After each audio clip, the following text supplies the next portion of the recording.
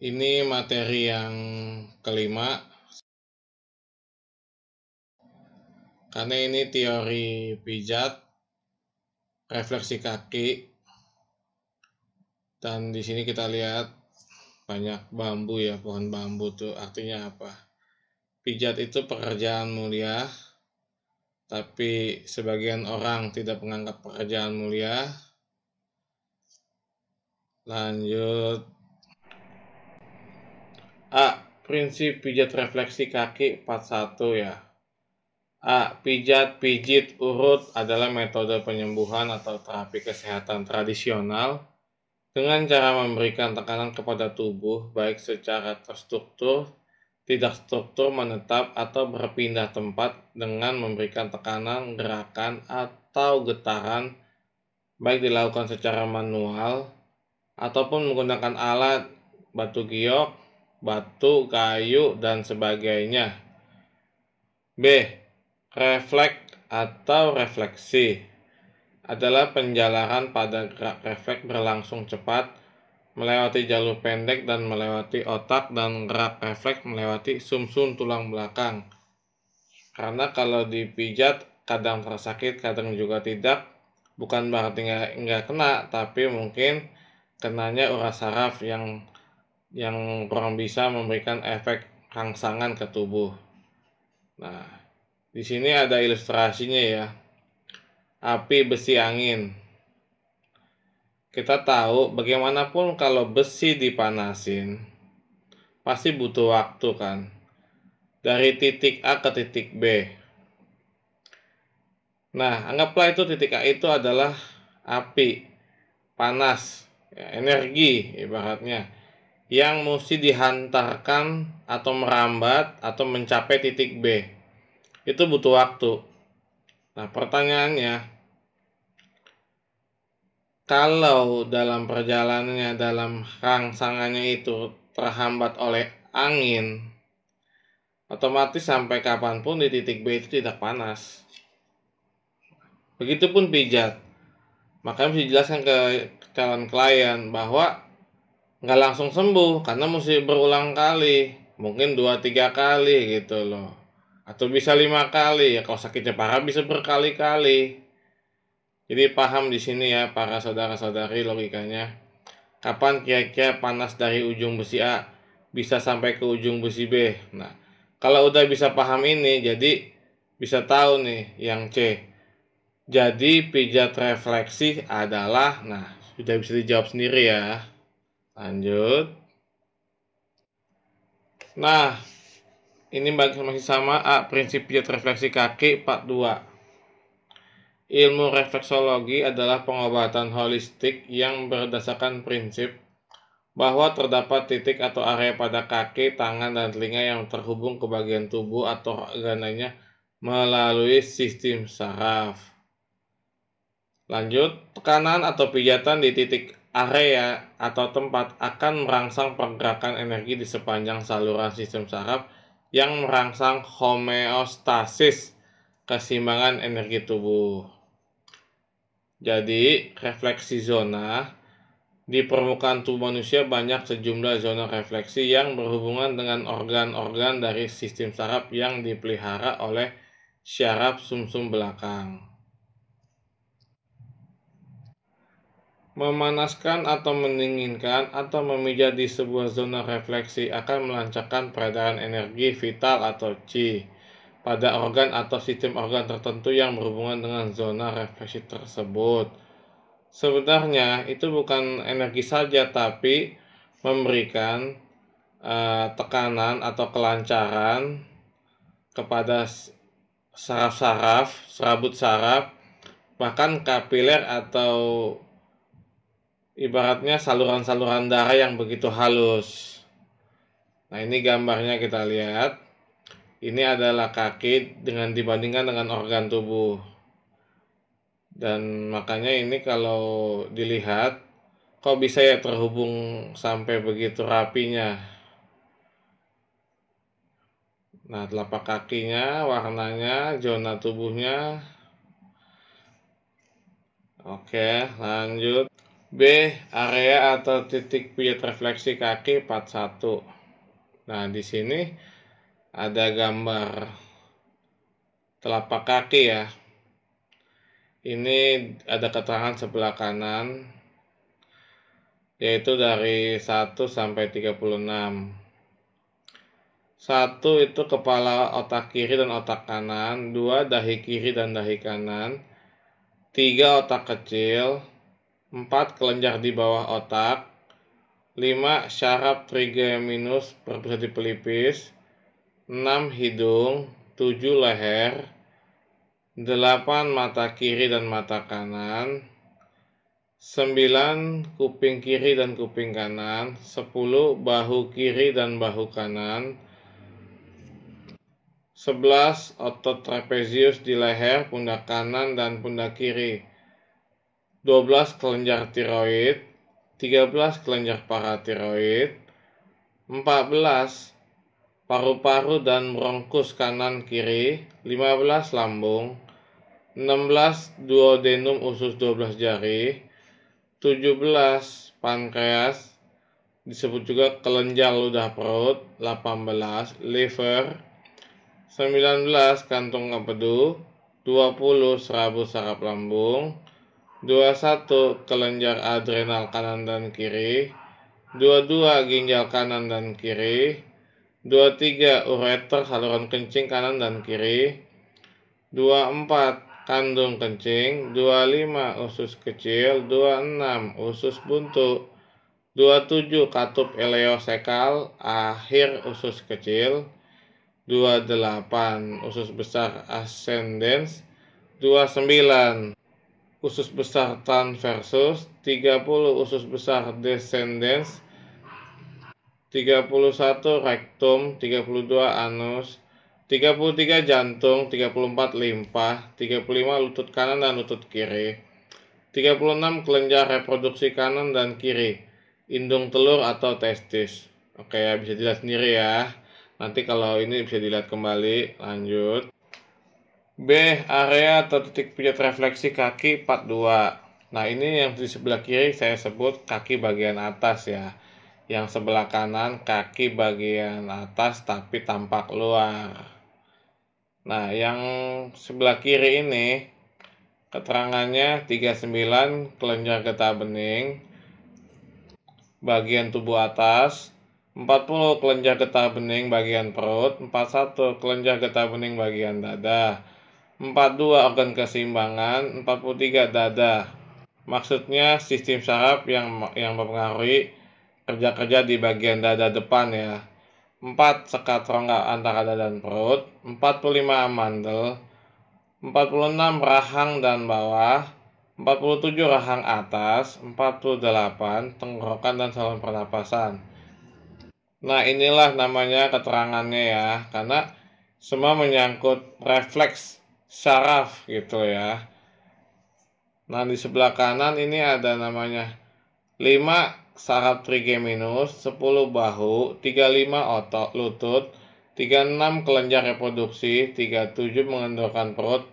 Ini untuk wanita yang sakit haid sekali ya. 38 sendi pinggul, 39 kelenjar getah bening, 42 organ keseimbangan, 43 dada, sama dengan sebelah kiri titiknya juga ya.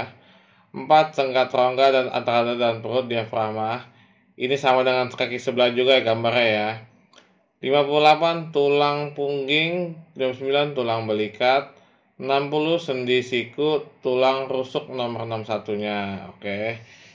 Ini bisa dilihat ya. Di sini di gambar ini sebenarnya ini refleksi itu menyangkut saraf-saraf yang menyambung dari kaki ke dalam bagian tubuh dalam. Gitu loh. Nah, ini bisa dilihat. Nanti kalau kurang jelas bisa dilihat kembali. Lanjut. Nah, ini B, area atau titik refleksi kaki 43. Nah, ini kita bisa lihat keterangannya 6 no hidung, 13 kelenjar paratiroid, 24 kandung kencing, 38 sendi pinggul, 40 kelenjar getah bening, bagian perut tentunya, 49 kunci paha, Sebenarnya istilah kunci paha ini nggak tepat, tapi saraf di bagian paha dalam. 50 rahim dan kelenjar prostat. 51 penis, vagina, dan saluran kencing. 52 dubur. 53 tulang leher. 54 tulang punggung. 55 tulang pinggang. 56 tulang kelangka. 57 tulang tungging. Ini sebenarnya tulang ekor. Saraf yang menyambung ke tulang ekor. Makanya kalau bercanda jangan sampai orang dijorokin atau jatuh duduk. Itu bisa kena saraf ujung tulang ekor dan biasanya lumpuh. Oke, ini gambarnya ya, bisa dilihat ya. Nanti kalau kurang jelas bisa diulang kembali. Karena saya sudah buat dokumentasinya. Ya, selanjut. Nah, ini C, teknik atau tekanan saat memijat. 1. Perlu diperhatikan. Saat memijat, perhatikan reaksi klien terhadap tenaga tekanan pijat. Jadi jangan terlalu keras, karena nanti bukannya sesuai malah kakinya luka. 2. Teknik dasar. Nah, ini awalnya lemah lembut lalu meningkat. Jika klien menghendaki lebih, kemudian beri tekanan lebih. Jangan sampai setelah klien merasa sakit, tenaga pada tekanan dikurangi. Nanti ini klien keburu kecewa. Ketiga, pemijatan daerah hipersensitif. Karena biasanya ada gangguan pada organ, biasanya akan terasa lebih sakit ya. Misalnya kalau dia ada titik refleksi lambung itu akan lebih sakit. Jadi mesti agak lebih pelan. 4. Kadar sakit. Nah, ini harus disesuaikan dengan kemampuan atau kesepakatan dengan klien. Karena kalau mau sembuh pasti sakit sekali itu. Malah sampai memar di titik itu. Tapi kalau memang dia mau cuman asal pijit aja nyaman, ya nggak apa-apa juga. 5. Logikanya. Maksimal klien mampu menahan sakit, misalnya sebesar nilai 10. Sebaiknya tenaga yang diberikan pada saat memijat sebesar 6 atau 8. 6. Jadi pemohon masyarakat bahwa akan terasa sakit saat dipijat refleksi, sebenarnya itu tidak tepat. Pijat refleksi dapat dinikmati, dilaksanakan dengan nyaman, tidak terlalu sakit, dan dapat dikurangi. Bahkan keluhan atau gangguan bisa dihilangkan. Nah, ini tipe-tipe energinya ya yang diberikan, tapi ini kita ambil dari fisika aja biar ada yang bisa dilihat ya. Oke, lanjut. Nah, ini umumnya bagian D ya. D umumnya ada 5 teknik pijat dasar. 41. Mengusap. Nah, itu ada stroking. Gerakan mengusap dengan menggunakan telapak tangan atau bantalan jari tangan. Gerakan dilakukan dengan meluncurkan tangan di permukaan tubuh searah dengan peredaran darah menuju jantung dan kelenjar-kelenjar getah bening di getah bening. Tekanan diberikan secara bertahap dan disesuaikan dengan kenyamanan klien.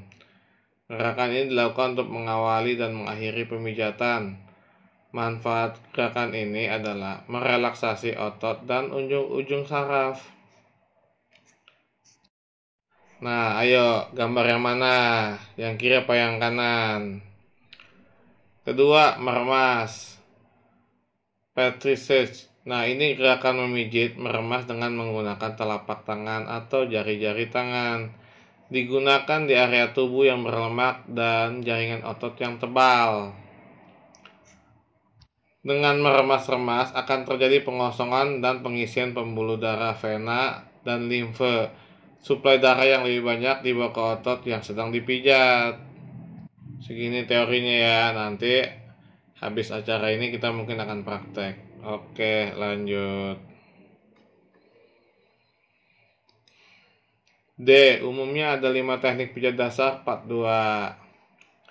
3. Menekan atau friction. Gerakan melingkar kecil-kecil dengan penekanan yang lebih dalam dengan menggunakan jari, ibu jari, buku jari, bahkan siku tangan.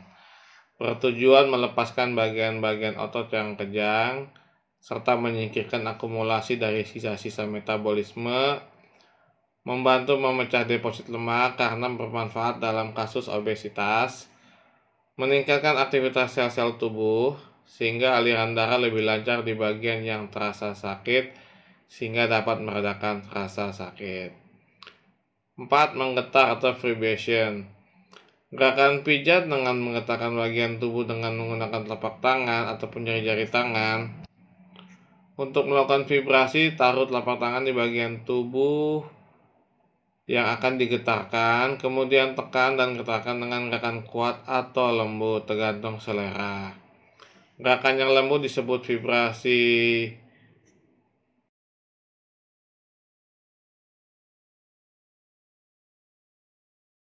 Sedangkan gerakan yang kuat disebut shaking atau mengguncang. Vibrasi bermanfaat untuk memperbaiki atau memulihkan serta mempertahankan fungsi syaraf dan otot. Nah, ayo sama kayak yang tadi nih. Dari menekan dan menggetar, mana di antara gambar kiri dan kanan? Ayo berpikir kritis. Soalnya ilmu kesehatan itu ilmu yang kelas tinggi loh. Lanjut. Nah, ini D, umumnya ada 5 teknik pijat dasar part 3. 5. Memukul atau tepot teman. Gerakan menepuk atau memukul yang bersifat merangsang jaringan otot yang dilakukan dengan kedua tangan bergantian secara cepat. Untuk memperoleh hentakan tangan yang ringan, klien tidak merasa sakit, tetapi merangsang sesuai dengan tujuannya diperlukan fleksibilitas pergelangan tangan. Tepot teman tidak boleh dilakukan di area yang bertulang menonjol ataupun pada tulang yang tegang, serta area yang terasa sakit atau nyeri. Tepot teman bermanfaat untuk memperkuat kontraksi otot, distimulasi. Pijat ini juga berguna untuk mengurangi deposit lemak pada bagian otot yang lembek. Pada praktek, catatan yang penting nih. Pada prakteknya, catatan yang penting nih, yang di lapangan ada pada praktek. Pada prakteknya ada yang menggabungkan bahkan merubah urutan atau tahapnya. Bahkan juga ada yang menciptakan teknik baru yang sangat berbeda. Oke, kita lihat sebelah kanan ya. Oke. Tips trik pijat pemijat part 1. Sebelum pemijatan ada hal penting. Bisa dilihat baiknya ditanyakan langsung ya.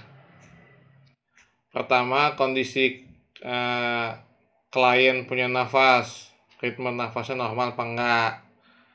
Kedua, terlihat klien apakah terkena pengaruh obat atau karena penyakit yang sudah menahun atau penyakit parah yang terlihat lah. Ketiga, hal titik refleksi menjadi kebas sehingga klien tidak merasakan nyeri tekanan saat titik ditekan meskipun sangat keras. 4. Tekanan pijat refleksi. Ada penyakit atau luka tertentu sehingga efek penyembuhan lama. Ini mesti sabar, sangat hati-hati agar tidak berlebihan dan tidak melukai jaringan kulit atau otot ataupun syaraf. Dan tentunya nggak dikomplain oleh pasien. 5. Pemijatan dilakukan dengan sangat hati-hati jika pasien menderita penyakit jantung kronis. Apalagi kalau dia udah bilang dia udah pasang ring jantung. Udah mulai hati-hati kita sama dia tuh. Menderita penyakit diabetes mellitus, menderita epilepsi, baru saja menjalani bedah pengganti atau transplantasi, dan sedang hamil. Terutama jika hamil yang berisiko hamil muda. Takutnya keguguran. Nah, ini sebelah kanan kita kasih gambar dokternya, karena kalau gambar dokter kan orang lebih yakin ya. Dan lanjut. Nah, ini yang terakhir, tips trik pijat memijat part 2. Pemijatan tidak dapat dilakukan jika klien dalam keadaan lapar atau terlalu kenyang, dalam keadaan kelelahan, terlalu capek atau terlalu lemah, menderita penyakit yang sangat berat, baru selesai bekerja berat atau berjalan jauh. Dokter aja kalau habis kecapean juga orang nggak ditensi, karena tensi tekan darahnya pasti kacau. Dalam keadaan marah-marah atau emosi tinggi, dalam atau baru saja melakukan hubungan seks juga tidak boleh. sedang demam atau suhu tubuh sangat tinggi juga jangan. Lihat aja wajahnya merah enggak atau dia gimana, gelisah atau gimana. Takutnya dia lagi ada sakit tertentu yang menular ya. Itu kita perlu waspadai. Baik boleh tapi bijak. Kemudian menderita trombosis vena dalam atau tromblebitis. Ini penyakit langka, tapi tanyakan dulu ke calon klien. Titik-titik refleksi tertentu tidak boleh dipijat pada klien yang baru saja menjalani bedah, penggantian, atau transplantasi. Takutnya pasiennya atau calon kliennya habis operasi mau direfleksi, ini juga hati-hati. Atau dipijat bagian tubuh lain, ini juga hati-hati. Menderita osteoporosis berat, terutama jika mengenai bagian kaki dan tangan. Ini bagian pergelangan nih, kadang banyak tukang pijat kalau diputar-putar, ditekuk-tekuk, takutnya tekuk patah. Nah, jadi perkara. Lanjut, titik-titik refleksi tertentu tidak boleh dipijat pada wanita hamil, muda, atau yang kehamilannya tidak stabil. Kenapa? Karena kita menghindari resiko yang tinggi. Lalu, yang paling bahaya banget nih, pasiennya menderita penyakit menular. Nah, ini juga mending dihindari aja. Gitu loh. Nah, ini adalah terakhir kondisi klien yang telah parah yang melakukan pengobatan dengan menggunakan teknik pijat refleksi tidak dapat memberikan hasil yang baik. Demi menyelamatkan nyawa klien harus segera dirujuk ke rumah sakit terdekat. Jadi kalau ada orang pingsan jangan ditawarin refleksi, atau lagi orang habis kecelakaan juga jangan tawarin refleksi. Ya. Jadi harus segera dibawa ke puskesmas atau ditangani dokter terdekat atau rumah sakit terdekat atau dibawa bersama-sama ke rumah sakit atau IGD atau UGD deh. Oke. Dan akhirnya kita ke bagian diskusi atau tanya jawab, mungkin juga praktek. Akhir kata saya mengucapkan terima kasih kepada para saudara-saudari yang telah mau mendengar dan memahami materi ini. Sekian, terima kasih, dan semoga Tuhan Yesus memberkati kita semua. Amin.